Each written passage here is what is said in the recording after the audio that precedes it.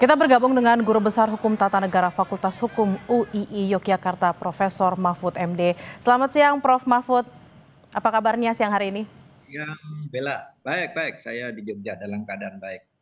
Puji Alhamdulillah. Tuhan, Alhamdulillah. Prof. Mahfud, apa tanggapan Anda soal penghapusan hukum bagi Tom Lembong, soal aturannya dan juga timing yang diberikan pasca vonis? Karena ada juga yang berpendapat bahwa abolisi harusnya diberikan setelah harus diberikan ketika pengadilan sedang dalam tahap penyidikan atau tahap penuntutan, bukan setelah diputus pengadilan. Bagaimana pendapat Anda, Prof? Ya, pertama kalau kesan saya merasa sangat gembira ya. Di malam juga tidur dengan nyaman, tidak terhantui oleh pikiran-pikiran lain yang ini yang agak buruk, tapi semuanya menjadi manis rasanya. Jadi benar nih yang dilakukan oleh Bapak Presiden karena proses pengadilan terhadap Tom Lembong dan Hasto itu kan jelas sekali sangat politis, bukan hukum gitu. Dan nampaknya dipaksakan untuk keduanya. Dan oleh sebab itu lepas dari soal definisi, kalau definisi ada yang mengatakan seharusnya diberikan dalam penuntutan sebelum vonis dan sebagainya. Itu teorinya begitu. Bahkan teori tentang amnesti dan abolisi itu di Indonesia sudah lama tidak menganut teori, tapi menganut praktek yang berlaku yang tidak sama dengan definisi yang tadi kata Mbak Bella itu tidak benar. Seharusnya saat dituntut sebelum divonis itu enggak. Amnesti itu aturannya sebenarnya teori dasarnya adalah satu pemberian pengampunan sebelum diproses pengadilan. Amnesti. Kalau abolisi ketika sedang diproses. Nah, tetapi dalam praktek di Indonesia amnesti itu, terutama sejak zaman Pak Habibie, dulu orang sudah divonis sudah lama di penjara pun diberi amnesti, seperti Bintang Pamungkas, gitu, Muchtar Pakpahan, gitu. Dan oleh sebab itu tidak perlu diperdebatkan lah soal definisi-definisi itu. Yang Anda kutip tadi dari Kamus Umum tentang arti amnesti dan arti abolisi itu benar, tetapi juga tidak dilanggar sama sekali oleh keputusan Presiden untuk memberi amnesti dan abolisi ini. Itu aja. Jadi kita harus sambut gembira. Ke depannya hukum tidak boleh lagi memberi kesan dipaksakan karena pesanan politik. Itu kan tidak bisa dihindari bahwa ada kesan pesanan politik, apalagi kemudian vonis hakimnya itu ngaco gitu ya.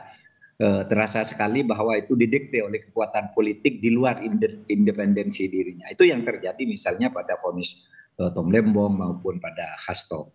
Begitu Mbak Bella, kita Prof, bergembira ada pembebrakan hukum. bergembira Ya. tidurnya bisa lebih nyenyak daripada hari-hari sebelumnya. Nah, kaitannya soal timing nih, Prof. Kan baru banget nih dua-duanya divonis minggu lalu, kurang lebih minggu lalu. Lalu di minggu ini sudah ada langsung keputusan untuk abolisi dan juga amnesti. Bagaimana Prof melihat bahwa ada timing yang cukup singkat di balik keputusan ini?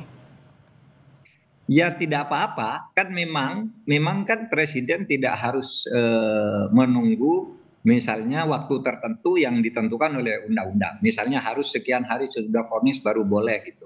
Bahkan kalau untuk abolisi itu maupun amnesti sebelum diadili atau ketika dalam proses presiden bisa turun tangan dan itu ada undang-undangnya gitu. Bahwa timingnya sekarang dilakukan hanya seminggu sesudah vonis atau 2 minggu sesudah vonis untuk Tom Lembong, ya tidak apa-apa. Presiden melihat eskalasi keresahan publik, terutama para pejuang-pejuang penegakan hukum itu semakin hari semakin banyak.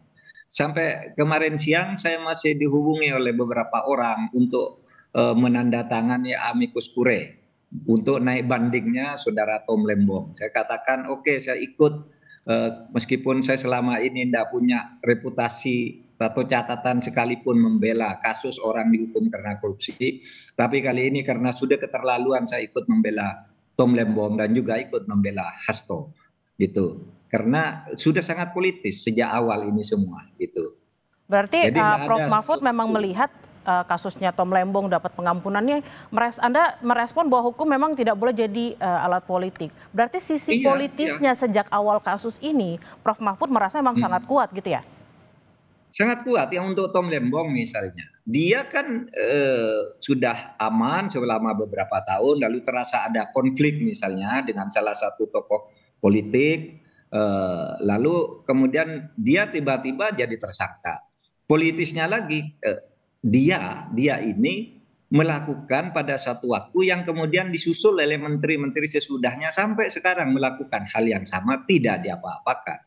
Politisnya lagi ternyata terbukti kemudian apa yang dilakukan oleh Tom Lembong itu bukan salah karena itu atas perintah atasan gitu, tidak ada mens rea sama sekali, sehingga wah ini jelas ini sangat politis, hukumannya dipaksakan.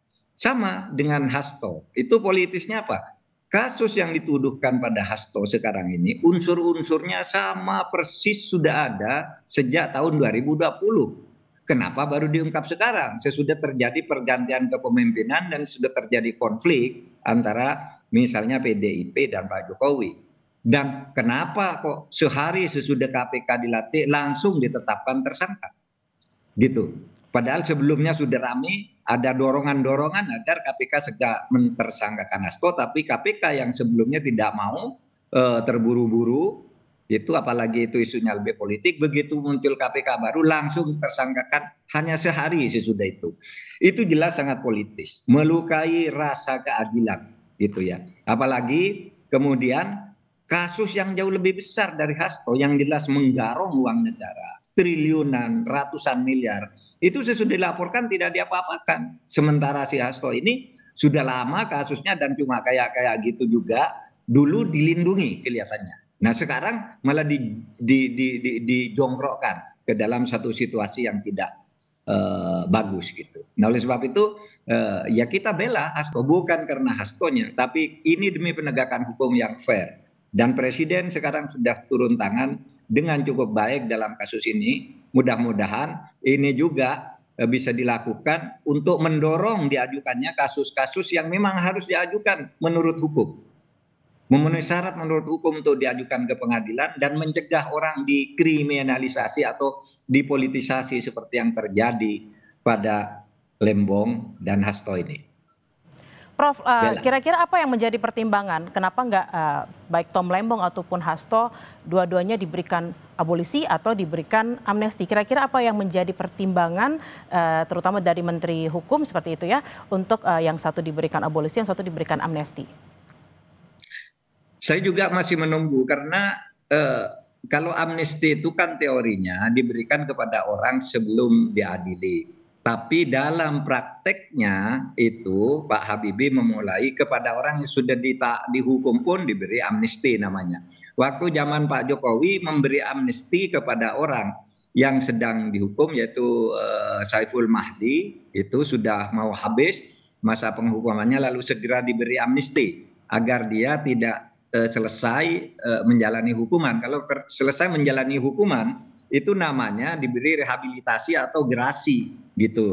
Nah kalau amnesti itu sebelumnya. Nah ini diartikan oleh pemerintah sejak zaman Pak Habibie itu, sejak zaman Pak Jokowi, sejak zaman Pak SBY diartikan sebelum inkrah, bukan sebelum diadili atau sedang proses diadili. Nah dalam hal ini kasus Tom Lembong dan Hasto ini saya juga belum tahu apa bedanya sih, kan sudah sama-sama vonis, sudah sama-sama diadili. Nanti kita lihat saja bunyi kepresnya apa. Kan untuk masing-masing itu kan pasti ada alasannya gitu. Dan yang untuk Hasto ini kan banyak memang. Amnesti kan biasanya kolektif ya. Kalau abolisi itu personal, pribadi kepada orang. Kalau kolektif itu misalnya pengikut pemberontakan Kahar Musakar yang pimpinannya udah dieksekusi, maka pengikutnya tidak akan diadili, turun masuk ke pangkuan Republik. Itu kolektif, banyak sekali. Sama dengan PRRI dulu, pimpinannya kamu turun dari hutan-hutan kembali ke kota, mari membangun Republik, kamu tidak akan diadili. Itu namanya amnesti sebelum diadili. Tapi sekarang dalam praktek hukum sudah berubah, tidak apa-apa. Substansinya yang dilakukan oleh Pak Presiden ini menurut saya sangat tepat dalam situasi politik seperti sekarang ini, ketika politik sedang mau menjadi panglima ke arah yang lebih anarkis di tingkat masyarakat dan menjadi agak elitis di tingkat pemerintahan. Nah, langkah yang dilakukan oleh Pak Prabowo ini salah satu kunci untuk menuju perbaikan. Oke, Begitu Prof. Bella. Lalu Prof kan Iya, sudah diberikan Presiden sudah meminta izin ke DPR, DPR sudah memberikan persetujuan. Lalu setelah ini apalagi prosesnya Prof? tinggal kepres. Kalau pengalaman saya dulu waktu memberi amnesti pada Saiful Mahdi di Aceh, dia itu dulu dihukum karena mengkritik fakultasnya melalui apa namanya medsos gitu, bahwa medsosnya tidak benar gini, lalu dia diadili memfitnah, kemudian dihukum. Kira-kira kurang seminggu sebelum dihukum, kita mintakan amnesti agar hukuman itu dianggap tidak ada. Karena kalau seminggu sesudah itu dia lepas hukuman, berarti dia tidak bisa amnesti. Yang dia bisa minta adalah rehabilitasi atau gerasi gitu. Nah, kalau gerasi itu harus mengaku bersalah. Oleh sebab itu waktu itu kita kejar gitu.